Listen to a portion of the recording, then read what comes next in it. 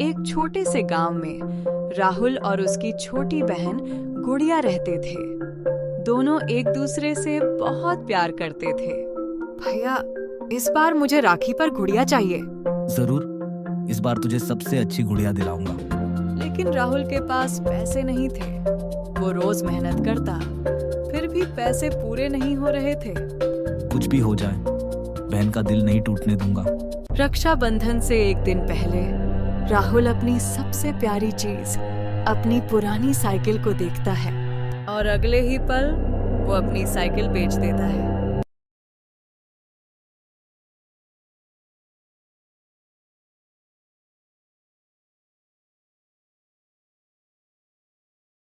और उस पैसे से एक सुंदर गुड़िया खरीद लाता है।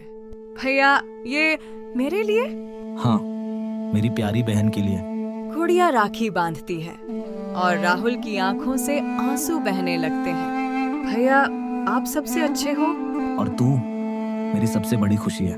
रामपुर गांव में लाला हरिराम नाम का एक लालची साहूकार रहता था। वह गरीब किसानों को कर्ज देकर उनकी जमीन हड़प लेता था। एक दिन उसकी नजर समझदार किसान माधव पर पड़ी। माधव, इस बार जो फसल ऊपर होगी वो मेरी। माधव मुस्कुराया और उसने खेत में मूंगफली बो दी।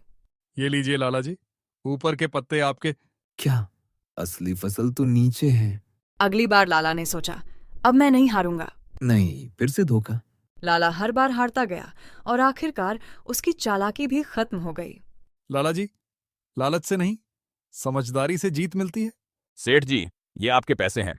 आपने गलती से मुझे ज्यादा दे दिए थे। सोचता है, अरे इसे क्या पता, अगर मैं बोल दूं कि ये मेरे ही हैं तो मुझे फायदा हो जाएगा। नहीं नहीं रामू, ये तो मैंने सही ही दिए थे। लेकिन सेठ जी, मैंने तो कम सामान लिया था। तुम जा सकते हो, मुझे हिसाब आता है। रामू चला जाता है, तभी दूसरा ग्राहक आता है। सेठ जी, मुझे भी वही सामान दे दीजिए। सेठ जल्दी में गलत हिसाब करता है और इस बार खुद का नुकसान कर बैठता है। अरे ये क्या हो गया? सेठ को अपनी गलती का एहसास होता है।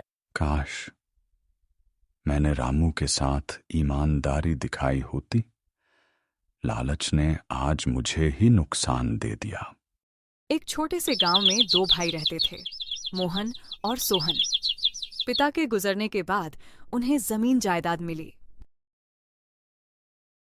भाई, हमें जमीन बराबर बांट लेनी चाहिए। मौका अच्छा है, मैं चालाकी से ज्यादा ले लूंगा। ये जमीन तुम्हारी है और ये मेरी। ठीक है भाई, मुझे तुम पर भरोसा है। मेहनत करूंगा तो सब ठीक हो जाएगा। सोहन वहां आया और देखा। ये कैसे हो गया? मेरी जमीन तो अच्छी थी। भाई, मैंने लालच में आकर तुम्हें धोखा दिया, मुझे माफ कर दो। गलती मानना ही सबसे बड़ी सच्चाई है।